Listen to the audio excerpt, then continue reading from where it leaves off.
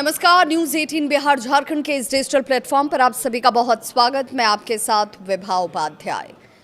त्योहारों का सीजन शुरू होने वाला है और इसी के साथ बढ़ने वाली है चीनी की डिमांड। जी हाँ, चीनी, वही चीनी जो आपके मुंह में मिठास घोल देती है, वही चीनी जिसे आप हर पर्व त्यौहार में भोग के लिए इस्तेमाल करते हैं। गणेश चतुर्थी हो, दशहरा हो, दिवाली हो, जैसे त्यौहार आए नहीं, घरों में मिठाइयाँ बननी शुरू हो जाती हैं। बाज़ारों में मिठाई की बिक्री बढ़ जाती है। बिस्किट से लेकर दूसरी फूड कंपनियां भी बड़ी मात्रा में चीनी खरीदती हैं। लेकिन इस बार त्योहारों से पहले चीनी की कीमतों ने सरकार की चिंता को बढ़ा दिया है। देश में चीनी की कीमतें तेजी से बढ़ रही हैं। पिछले एक महीने में चीनी की एक्समिल जो कीमत होती है वो करीब 10% तक बढ़ चुकी है और रिटेल बाजार की बात करें तो इसका असर साफ दिखाई देता है। इसी बढ़ती कीमत और त्योहारों के दौरान संभावित मांग को देखते हुए सरकार ने चीनी के स्टॉक रखने के नियम और ज़्यादा सख्त कर दिए हैं। अब कारोबारियों और बड़े खरीदारों को अपनी ज़रूरत से ज़्यादा चीनी लंबे समय तक स्टोर करके रखने की इजाज़त नहीं होगी। सरकार ने आखिर क्या नियम बनाया है और इसका असर किस रूप में आप तक आएगा, इसे जानना ज़रूरी है।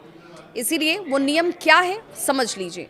सरकार के नए नियम के मुताबिक जिन डीलरों या खरीदारों का एक महीने में चीनी का इस्तेमाल या कारोबार कह लीजिए 10 मीट्रिक टन से ज़्यादा है, वे अब अपने पास 15 दिन से ज़्यादा का स्टॉक नहीं रख सकेंगे।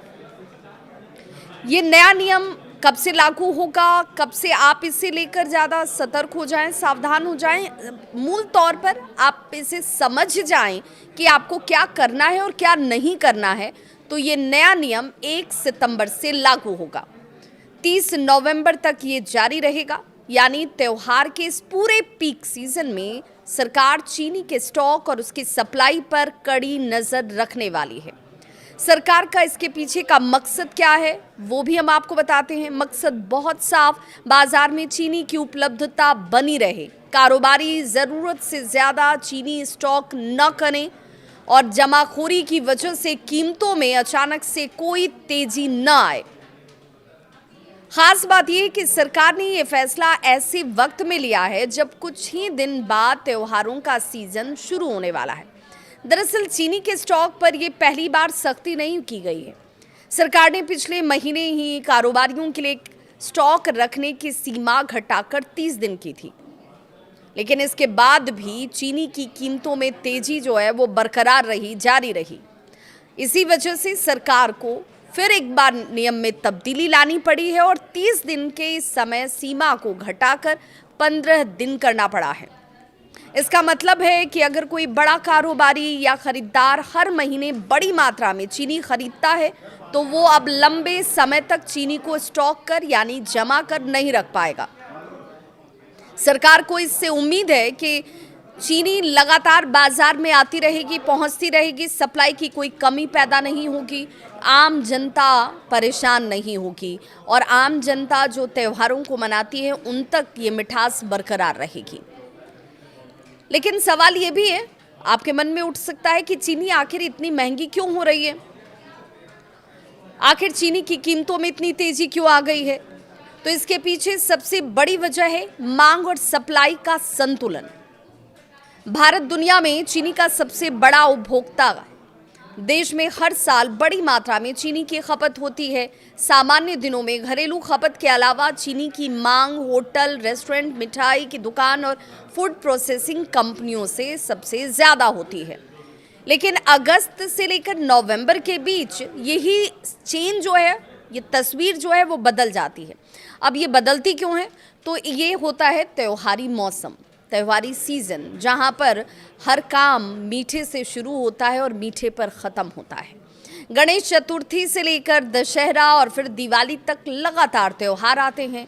इन त्योहारों में मिठाइयों की मांग बढ़ती है और घरों में भी चीनी की खपत बढ़ जाती है। इसके अलावा देख लीजिए, बिस्किट हो, मिठाई हो, बेकरी प्रोडक्ट्स हो, दूसरी खाद्य कंपनियां भी त्योहारों से पहले अपना उत्पादन जो है वो बढ़ा देती हैं, क्योंकि उनके प्रोडक्ट्स की डिमांड बढ़े, उनकी बिक्री ज़्यादा हो, उन्हें मुनाफा ज़्यादा हो। ऐसे में इन कंपनियों की तरफ से चीनी की खरीद भी ज़्यादा की जाती है। यानी आने वाले महीनों में चीनी की मांग सामान्य से ज़्यादा रहने की उम्मीद है। सरकार को इसी वजह से ये डर भी है कि अगर इस दौरान कुछ बड़े कारोबारी ज़्यादा मात्रा में चीनी खरीद कर स्टॉक कर लेते हैं तो बाजार में उपलब्ध चीनी संभवतः कम हो सकती है और कीमतों पर और दबाव बढ़ सकता है। इसी संभावना को रोकने के लिए स्टॉक लिमिट को 30 दिन से घटाकर 15 दिन कर दिया गया है। चीनी की कीमतों में तेजी का अंदाजा आप एक्स मिल कीमत से भी लगा सकते हैं। रिपोर्ट ये कहती है कि मंगलवार को देश में चीनी की औसत एक्स मिल कीमत जो है वो करीब 5,400 से लेकर 5,500 रुपये प्रति क्विंटल के आसपास रही। एक साल पहले यही कीमत लगभग 3,900 रुपये प्रति क्विंटल के आसपास थी। यानी एक साल में चीनी की कीमत में काफ़ी बड़ा अंतर आ चुका है और इसका असर सिर्फ चीनी मिलों या फिर कारोबारियों तक सीमित नहीं होता है। इसका असर सीधे तौर पर आम लोगों की जेब पर भी पड़ सकता है। उपभोक्ता मामलों के मंत्रालय के आंकड़ों के अगर हम देखें, उनका हवाला दें, उसकी बात करें, उसके मुताबिक तो 18 अगस्त को देश में चीनी की औसत रिटेल कीमत करीब 52.30 यानी कि तकरीबन 52 रुपये 30 पैसे प्रति किलो के आसपास थी। एक साल पहले इसी अवधि में औसत कीमत जो है वो लगभग 46 रुपये 34 पैसे प्रति किलो के आसपास, यानी सालाना आधार पर देखें तो रिटेल कीमत करीब 13% बढ़ चुकी है। अब जरा सोचिए कि जब त्योहारों के दौरान चीनी की मांग और बढ़ जाएगी, तब अगर सप्लाई उसी अनुपात में नहीं बढ़ी तो कीमतों पर और कितना दबाव आ सकता है। और यही वजह है कि सरकार त्योहारों से पहले बाजार में पर्याप्त स्टॉक उपलब्ध रखना चाहती है। लेकिन सरकार की चिंता सिर्फ मौजूदा कीमतों तक सीमित नहीं है।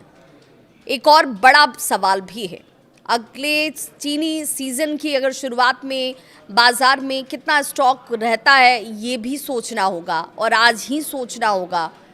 चीनी का नया सीजन 1 अक्टूबर से शुरू हो जाएगा। अब इस नए सीजन की शुरुआत से पहले उपलब्ध स्टॉक को लेकर इंडस्ट्री में चिंता बनी हुई है। उद्योग जो हैं उनके अगर अनुमानों की बात करें तो नए सीजन की शुरुआत में करीब 40 से 42 लाख टन चीनी उपलब्ध हो सकती है। वहीं कुछ रिसर्चर्स का ये भी मानना है कि इससे भी कम हो सकता है। उनके मुताबिक शुरुआती स्टॉक करीब 32 से 35 लाख टन भी रह सकता है। अब इसकी तुलना देश की घरेलू ज़रूरत से ज़रा कीजिए। देश की घरेलू ज़रूरत करीब 50 लाख टन रहने का अनुमान है। इसका मतलब ये हुआ कि नए सीजन की शुरुआत में अगर शुरुआती स्टॉक कम रहा तो बाजार में सप्लाई को लेकर दबाव बढ़ सकता है और अगर इसी दौरान त्योहारों की वजह से मांग भी ज़्यादा रही तो कीमतों में तेजी का जोखिम और बढ़ा हुआ नजर आएगा। अब ऐसे में जब बात चीनी की हो रही है तो गन्ने की बात तो होनी ही चाहिए। गन्ने की फसल पर इसी वजह से सबकी नज़र है। चीनी की सप्लाई को लेकर एक और चिंता गन्ने की फसल से जुड़ी हुई है। कुछ इलाकों में बारिश कम होने और मौसम अपेक्षाकृत सूखा रहने से गन्ने की फसल पर असर पड़ने की भी चिंता है। अगर गन्ने की पैदावार प्रभावित होती है तो आने वाले चीनी सीजन में उत्पादन पर भी असर पड़ सकता है।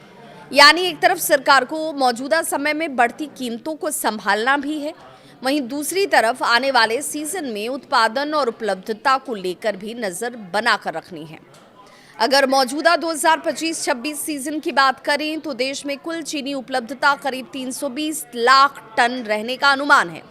वहीं घरेलू खपत करीब 285 लाख टन रहने का अनुमान है।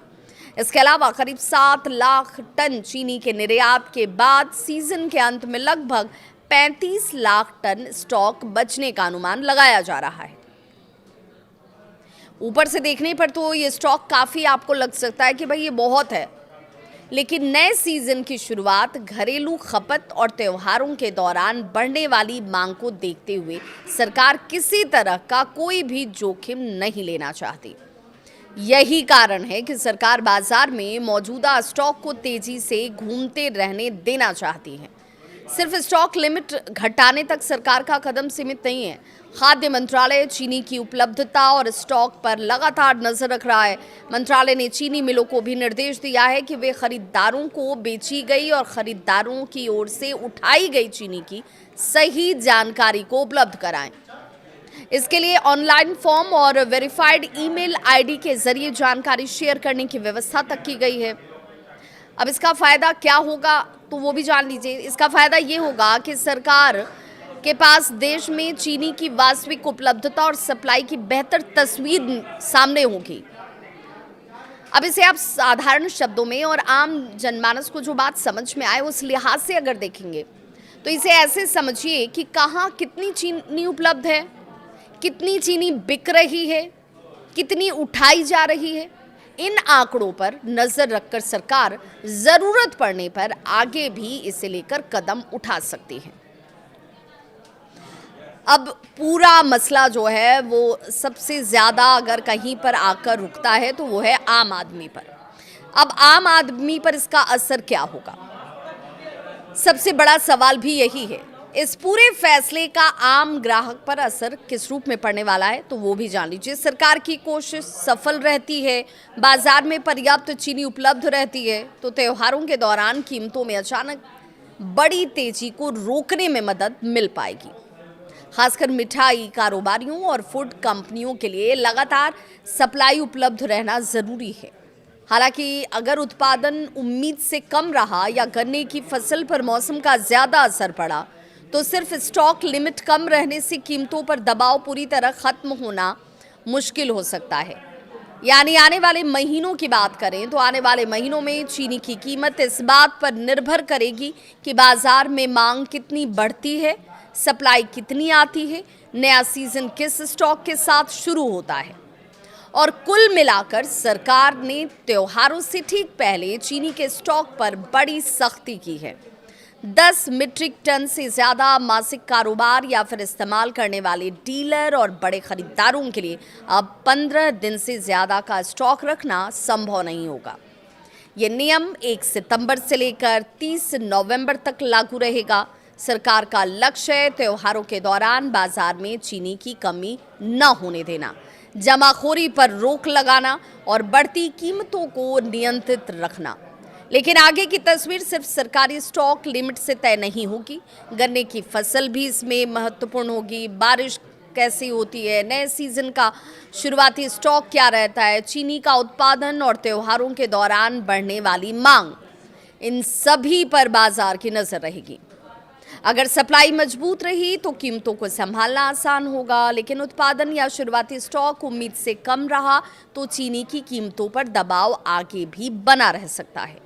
और इसीलिए आने वाले 3 महीने न सिर्फ चीनी कारोबारियों बल्कि आम उपभोक्ताओं के लिए भी बेहद महत्वपूर्ण रहने वाले हैं। त्योहारों की मिठास इस बार चीनी की कीमत कितनी बढ़ाती है और सरकार की 15 दिन वाली स्टॉक लिमिट महंगाई पर कितना असर डाल पाती है, इस पर हम सब की नजर है। इस खबर को लेकर आपकी क्या है सोच, अपनी राय जरूर कमेंट सेक्शन में साझा करें।